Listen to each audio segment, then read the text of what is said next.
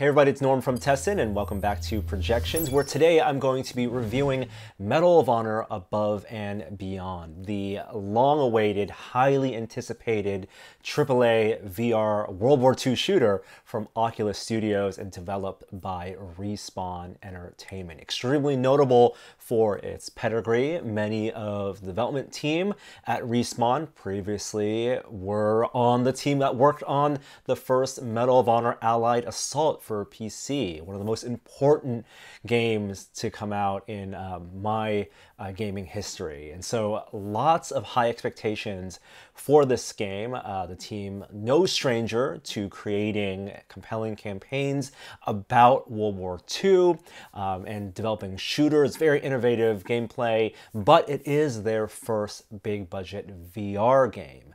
And to get things out of the way, I gotta say, with my high expectations, what I hoped for, what I imagined the game could be, I finished this game, the single player campaign, and a couple hours of multiplayer, leaving feeling a bit disappointed. Not only having to reconcile the game that I wanted it to be with what it ended up actually being, but also for the game I think they set out to make, which is a sprawling action adventure through Europe, covering a large part of the theaters of battle for World War II, I still think missing the mark for the kind of game that I think they could achieve and they wanted to make as well. But let's talk about what this game is. The single player is a 6-mission with prologue and training linear story that puts you through a very kind of familiar World War II campaign. If you've played Medal of Honor, if you've played the original Call of Duty and Call of Duty 2, you'll probably be very at home here, going through not only Omaha Beach, liberating and occupied France, interactions with the same kind of stereotypical personalities that you've seen in World War II movies and TV shows and stories, kind of distilled into these archetypes that guide you through a wide array of pretty familiar, stereotypical World War II environments, whether it's the countryside of France, churches, your occupied mansions, Nazi bases, even to the snowy mountains of Norway, that all become backdrops for essentially these VR shooting galleries. And while there's lots of dialogue and scripted sequences and highly detailed environments, it is a pretty linear shooter. You can think of it as a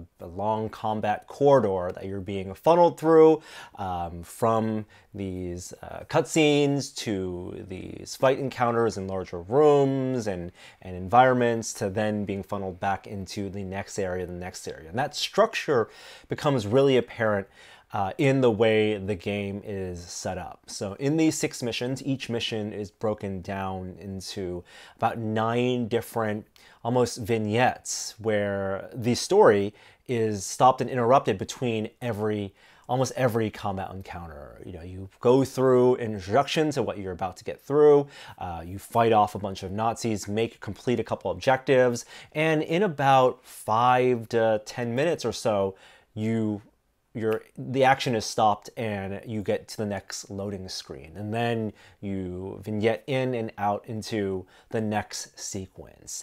It's in fact pretty disjointed, and as linear as story is, I can't help but contrast it to a game like Half-Life Alyx, also a linear story, but in a very Valve way, in a very Half-Life way, extremely cohesive. Yes, there are loading screens, but you're in the game world for extended periods of time, and where the corridors are a little more expansive. You have more room to explore and interact, especially in VR, with the game world, with physics objects. Here, you're really going from room to room, killing all the Nazis, which is plenty fun, and then hitting that loading screen pretty abruptly. In fact, there's a big loading poster with a big victory sign, and every time I think I'm getting amped up and ready to move on to the next part of the level, boom, loading screen, victory, and that break in the action was pretty jarring, and I think pretty poor pacing. I'm not sure if it's a technical limitation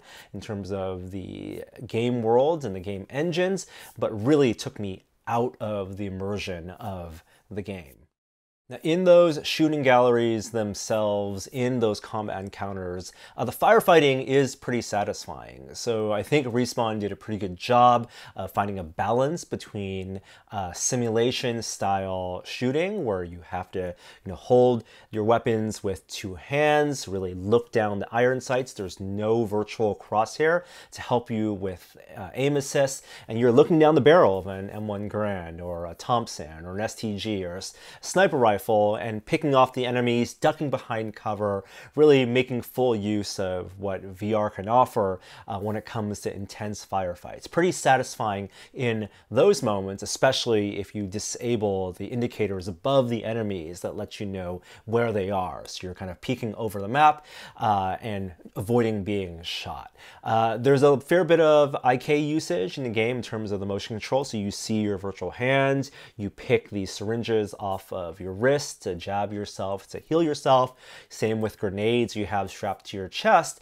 And so the embodiment of your character feels pretty cohesive, including pulling weapons from behind your back. Although there are things I wish you could do, like for example, when you have a two-handed weapon, I wish you could hold the weapon with one hand and with your other hand grab things like another weapon, like a pistol, instead of having to reload. But if you're holding a rifle with one hand, your other hand is locked to using that weapon as well. So little things here and there that bugged me, but all in all, the kind of muscle memory reloading felt very satisfying and pretty generous, so that you didn't have to be extremely precise with getting your clip, your magazine into the weapon and reloading, but still requiring that you do these actions.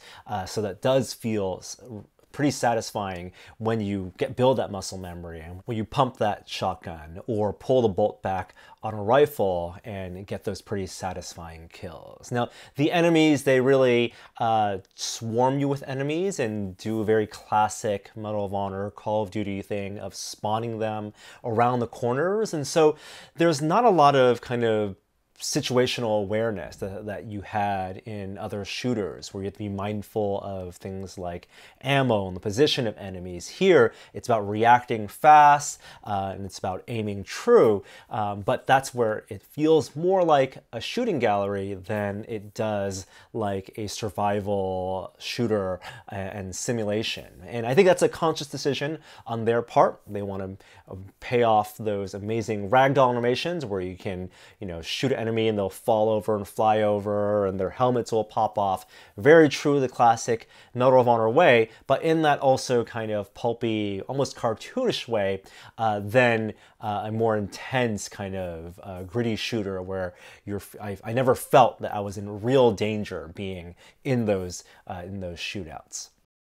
In addition to the firefights, there are a bunch of other sequences as well, and really they felt like they wanted to check the boxes with all the kind of cliched things that you can do in a World War II game, such as fly in a bomber, man the turret of one of those gunships, as well as ride on top of a Sherman tank. And here, while I can see that they want to introduce a lot of spectacle in those moments and shooting down airplanes or mowing down Nazis across a battlefield, it really felt kind of bare bones and simplistic. In fact, a lot of the head look style aiming and firing of those weapons in those sequences felt really almost last gen in terms of VR gameplay. And there are some of those on-rail sequences where you feel like you're just there along for the ride, whether you're on the side of a motorcycle or riding on the back of a truck and the driver is just barreling through a Nazi base.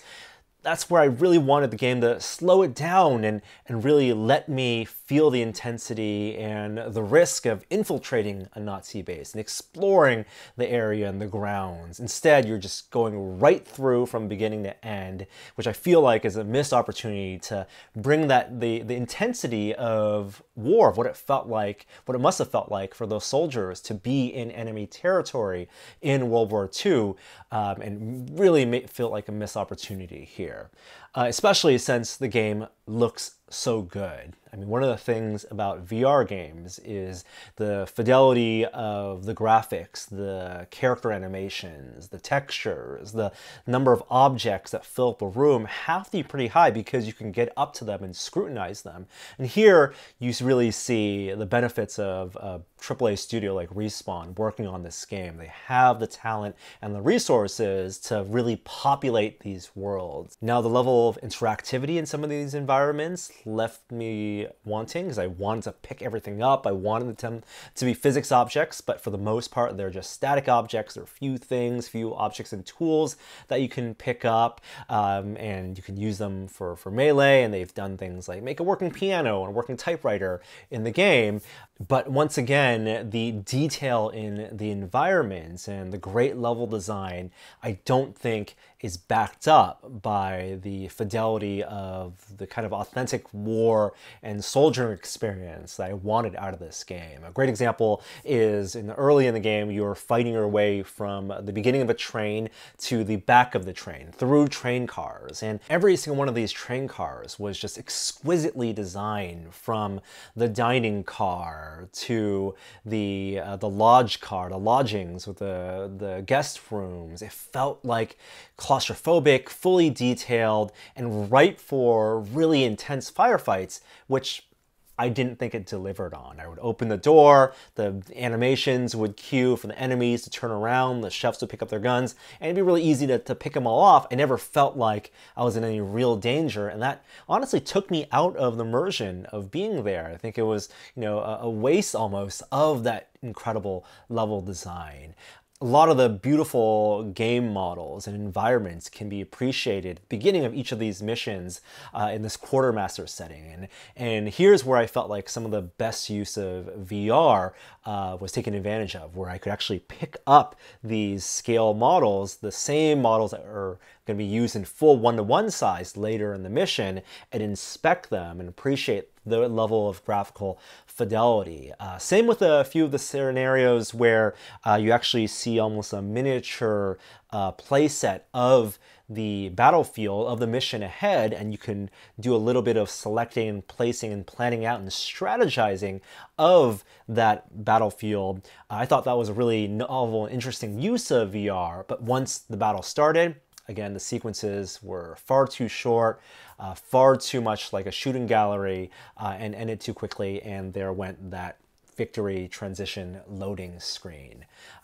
Of all the missions, there were a few that did stand out to me. One was the assault on Omaha Beach, and while that assault from getting off of the Higgins boat to up to the bunkers is again segmented in 3 different parts, by the time you got up to the bunkers, wandering through those bases, the Nazi bunker bases, shooting the Nazis, and then looking back down at the beach, I felt that was a pretty awe-inspiring moment, and especially once you emerge into the trenches and engage in a pretty intense firefight outside. That was one of my favorite moments of the game, as well as another one where you're on a sinking Nazi battlecruiser and they basically turn the entire level, the entire boat, on its side, and it becomes this escape sequence where you had to climb out of the ship on the railings while still shooting the enemies, and that whole change in perspective of the level being turned 90 degrees I found really interesting and enjoyable too. And by the end of the campaign, I did come to terms with what I think they're trying to achieve and the kind of game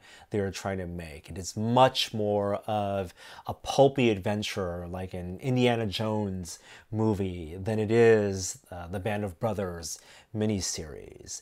And even toward the end of the game, where you're doing things like infiltrating a snowy Nazi base or sabotaging V2 rockets, it almost has like a James Bond spy romp feel to it, which again aren't bad things.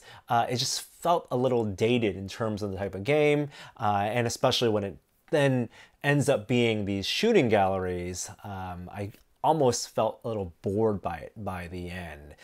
The fidelity of experience is there visually, but in terms of the intensity and actually putting me in the moment, I didn't walk away feeling like, oh my God, that was such an amazing game that really benefited from all of the advantages of VR. Not just motion controls, but the presence you feel like that you can feel when you're in a battlefield. And it's extra disappointing because the genre of World War II shooters has come a long way since Allied Assault. Even in the Medal of Honor series, you had games like Medal of Honor Airborne, which I really enjoyed, that had more non-linear level design and map design that I felt like would really adapt well to VR. And even franchises like Brothers in Arms did more with the type of gunplay to feel, and those were non-VR games, to feel more intense. Here, the satisfaction of shooting the Nazis, a room full of them, and mowing them down, yes, very satisfying, undoubtedly, with the character animations, with the satisfying feel of the weapons. But when that's what most of the game is made up of, it's a far more shallow game than what I think VR can provide, and what I think a lot of VR gamers have come to expect this many years into VR gaming. After single player, there's also multiplayer, which is pretty robust. I got a chance to play about 2 hours of it so with some other reviewers and developers. And the 10 maps that they've provided here, nice and varied, really good level design, and the 5 gameplay modes really, again, harken back to desktop, PC, and console multiplayer shooters. So very fast-paced, deathmatch, team deathmatch, domination, control point style game, and then 2 more novel game modes in a Mad Bomber and also King of the Hill style blast radius. And here, I think Respawn achieved exactly what they set out to do, which is to, again, evoke that classic fast-paced deathmatch style game where it's less about hiding behind cover and shooting and peeking around the corners than it is about running around the maps, flanking, finding someone, and then reloading and being true to your aim. And if you build that muscle memory from that single-player campaign and find the weapons that you like, whether it's the SCG or the bolt-action rifle, you can be pretty successful in those multiplayer games. The teamwork aspect in terms of the domination and the team deathmatch modes I felt was a little bit lacking, especially compared to games like Population 1, where there's a lot of coordination between you and your teammates. Here, people are just kind of talking all over and just yelling where the enemies are, and you're just kind of racing toward where the action is and hoping you're there first, throwing your nades in, and then being first to shoot, first to kill. And in fact, in the deathmatch modes, it's just free-for-all voice chat where you hear everyone as they're playing. So I don't think it quite achieves the kind of social benefits of VR multiplayer, and the lack of the progression system here makes me a little bit worried about the longevity of the multiplayer modes, even though they have things like bots that help fill out the servers and plenty of unlockables in terms of character skins. There is also a survival mode, which is like a horde mode, where it takes these select moments from the campaign and throws waves of enemies at you, see how long you can fare and survive. And here's where I really wish there was co-op, where you could maybe meet up with a friend or 2 friends and hang out for half an hour in these modes shooting Nazis. That's something I wish was in the game, but again, here, only for the single player mode. Another thing that's worth talking about is the pretty high system requirements of Medal of Honor Above and Beyond. The developers have listed recommended specs, which are way up there, 9700 Intel chip and a 2080. And actually, my system here doesn't meet those recommended specs. I was actually playing on a 2070 GPU. And when I tried playing over a link cable on a Quest 2, I actually had to turn down the graphics pretty low. You can do low, medium, high, and there's a dynamic rendering setting in the graphics. And even with that dynamic rendering setting, I was dropping frames and the scaling was looking really pixelated. So I ended up switching over to playing most of the single player campaign and the multiplayer with a Rift S, and then with the resolution and the frame rate of the Rift S was really smooth on the high graphics setting. It's one of those games where, because the recommendations are so high, you might want to wait till there are some optimization, and there's even talk of perhaps porting the game over to play natively on the Quest 2. Wait for that before, or upgrade your system before picking this up. But be warned, it does have pretty steep requirements. So Medal of Honor Above and Beyond is out today, and they announced the price $60 at launch of game. And the whole time I was playing through the campaign and the multiplayer, I was wondering, does this feel, one, like a AAA experience, and two, worth full price, full AAA pricing? And I do think there's $60 worth of value here with an 8 to 10 hour campaign, survival mode, a whole gallery of these interesting videos and interviews and 360 video content exploring the history of World War II, and with the multiplayer as well. I do feel like you get $60 worth of content here, especially in the wide range of missions and environments that the game takes you through, and just that sheer number of visual assets here. But is it kind of a game that you're going to come back to after playing through the campaign? Just because a game like Population 1 doesn't have the best graphics, it's a game I go back to because it feels so great in VR. It feels like it does something new in VR. And here, I keep on going back to the fact that not only does it not feel like it's moving VR gaming forward, but it feels like a last-gen VR game. There are games that came out a year or two ago that I felt like did more with VR as a platform than this game does.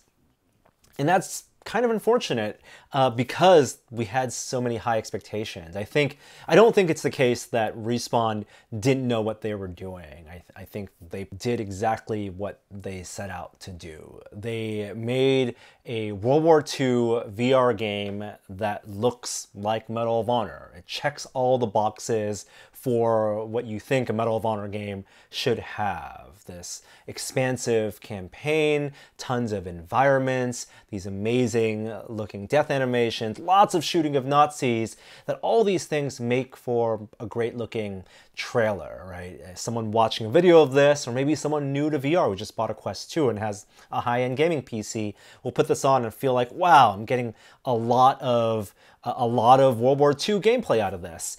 But I think the mistake they made was maybe going too broad with this game and trying to create it for a broader audience and underestimating the expectations of what a more experienced VR gamer and community wants out of this. I don't need a World War II game to take me through 50 different environments.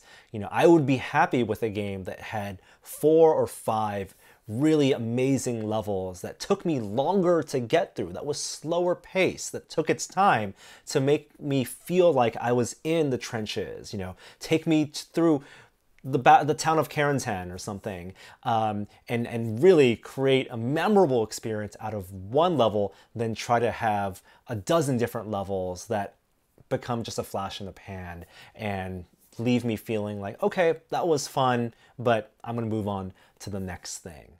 So there you have it. That's Medal of Honor Above and Beyond. It's out today in the Oculus Store as well as the Steam Store. And honestly, I hope the game does well. I hope there is a flourishing multiplayer community, which gives more incentive for developers to add on to that. And honestly, I hope that Respawn gets another chance to make another Medal of Honor game where they can take more risks and doesn't feel like they're just going through and checking the boxes of what they think a broad first-time VR gamer wants out of a World War II shooter.